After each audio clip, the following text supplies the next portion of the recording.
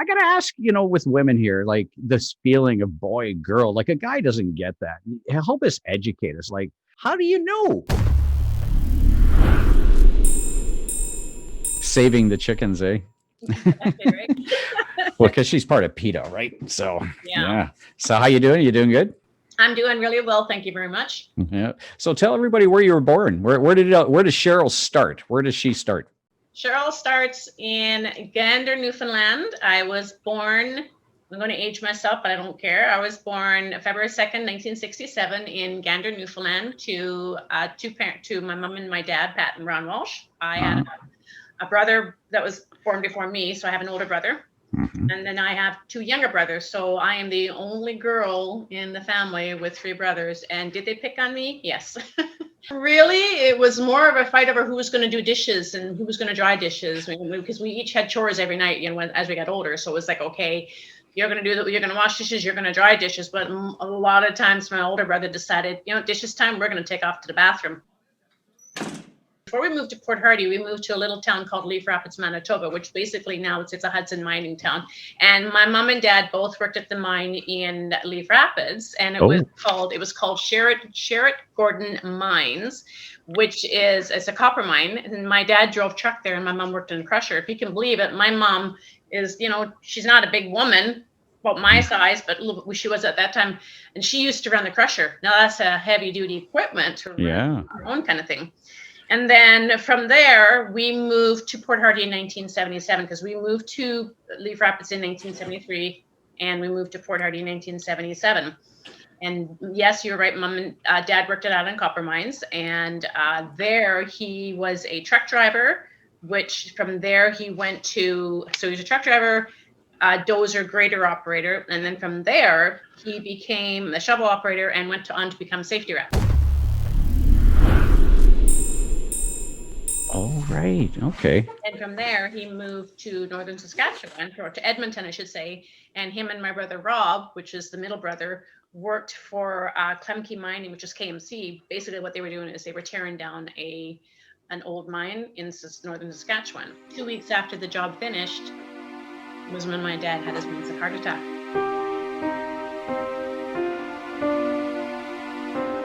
My girls were pretty young when it happened, so they didn't really get to know my dad very well. Mm-hmm. And when we got the phone call, it was the most devastating news I could ever receive because my dad I was daddy's little girl. So now you got to kind of find yourself because you got this sort of empty void going on. How did your relationship with your mother, like more of a friend than a mother-daughter kind of thing? We did, yeah. Over time we built because my mom and I had a pretty rocky growing up and everything. So it did bring us closer, much closer. And, my mom is my best friend right now. Shayla and I are best friends, but my mom is my best friend. And, we've gone through a lot. She's gone through a lot. She lost her husband at 33 years and she basically started all over again. She had to go back to work, and not that she minded, but she didn't really want to go back to work at her age. And she did.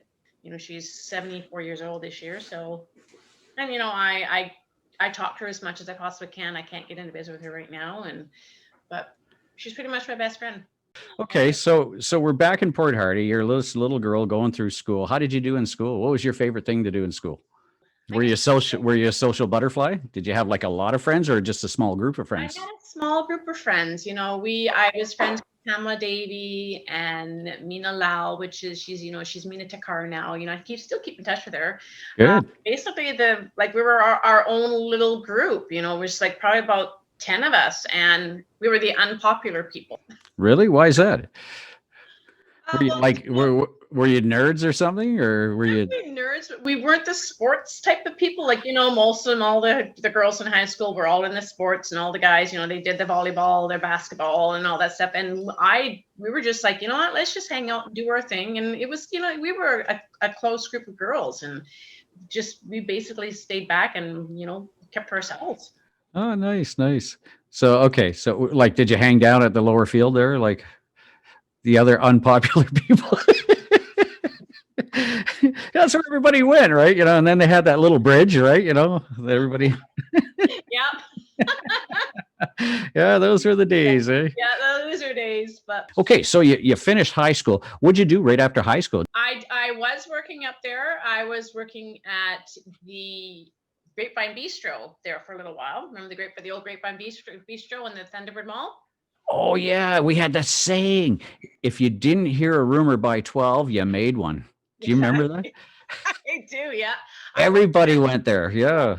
exactly. And I also worked at the one that was in the old mall, and I think it was called the Roadhouse. I can't remember now, it's been so long. And it was fun, I really enjoyed working there. And those were fun times, and working at the restaurant, making some money and meeting new people every day. And it was a hangout where all the kids went after school. I left Port Hardy. I went to Vancouver for a little while, and I worked in Vancouver. I worked in a few little restaurants there, and then I just decided, you know what, I need a new change of scenery, so I moved to Calgary. That's right. I went there because my brother was in Alberta, and I wanted to try and find him and hook up with him, and he was in Red Deer. So I was working at this restaurant up there. It was the Dutch Panic Cookhouse, is what it was called. So I left there, and I decided I wanted to try something different. I went to work in a nightclub down there called the Electric Skyrim. It was on Electric Avenue, which was basically right down Calgary, the busiest area of town. Yeah. And there was a nightclub on every single corner. The whole avenue was nightclubs. That was North American famous. But it was so much fun. I absolutely loved it. I made a lot of friends there, like all the girls I work with, and I still keep in touch with them. And it's because, I just recently went to Hope, probably about 5 years ago, went to Hope and hooked up with my girlfriend I hadn't seen in 30 years.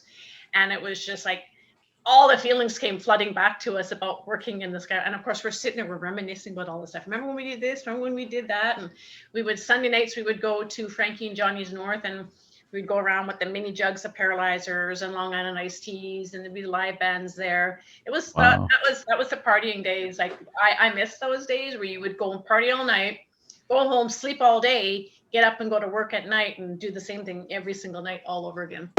Flashback.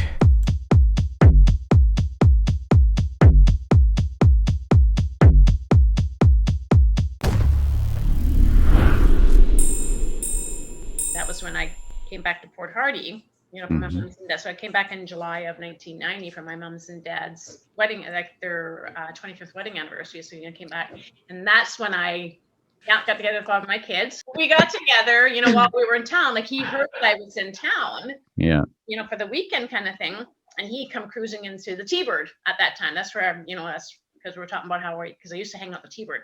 So when I came home, I was like, you know what? That's my stomping grounds. I'm going back to T-Bird to check. And so my girlfriend, Arwen Dab, who was still in Port Hardy at that time, she's all like, yeah, she says, so-and-so is still in town and he's available. I'm like, oh, yes, is he? So she's like, so he come into the bar, and I just kind of went, oh my God, he's here. What am I going to do?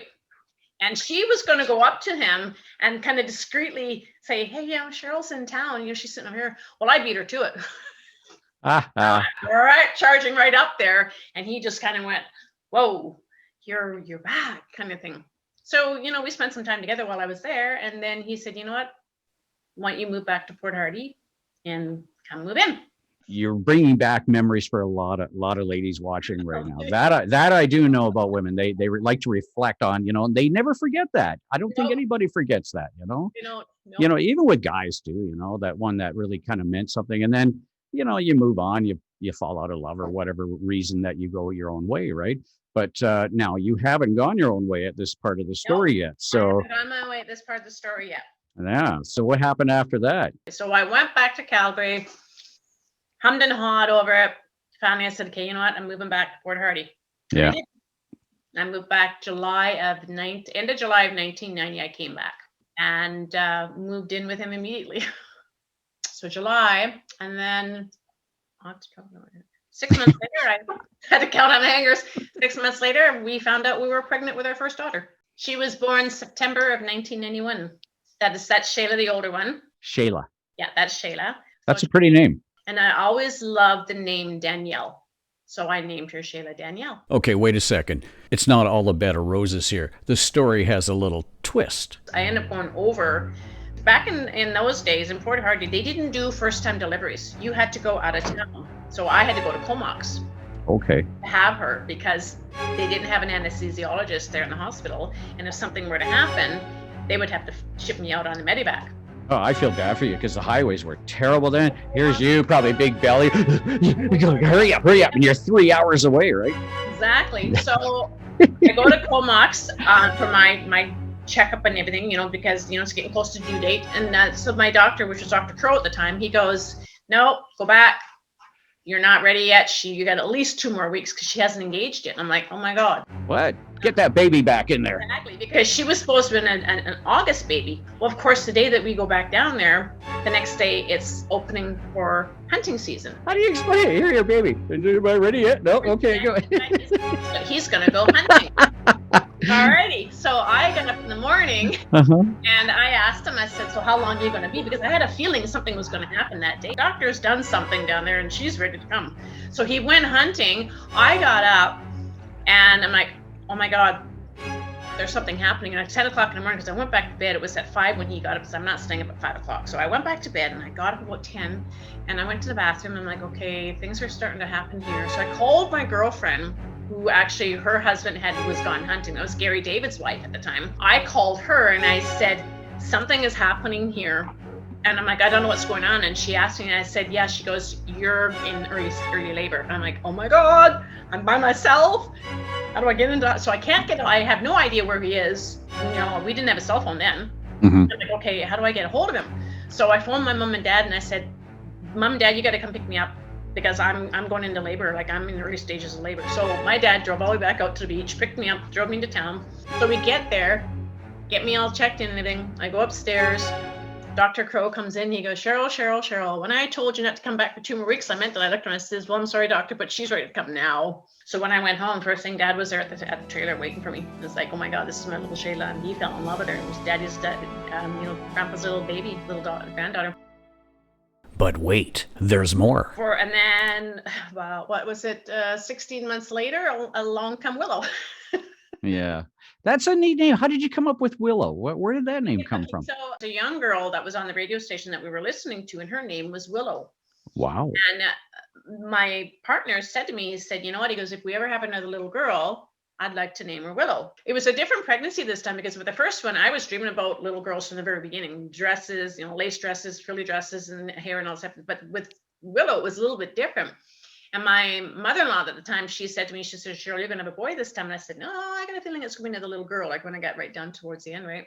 So sure enough, along coming the little girl. So because I picked Shayla's name, it was his turn to pick her name. So we went with Willow, but to try and pick a middle name, he was kind of stumping on, right? So because Willow was born on my brother Richard's birthday, January 11th, the guy with him being in the forces, the guys would call him Rick. So my dad suggested, why don't you name her after your brother, but name her Ricky?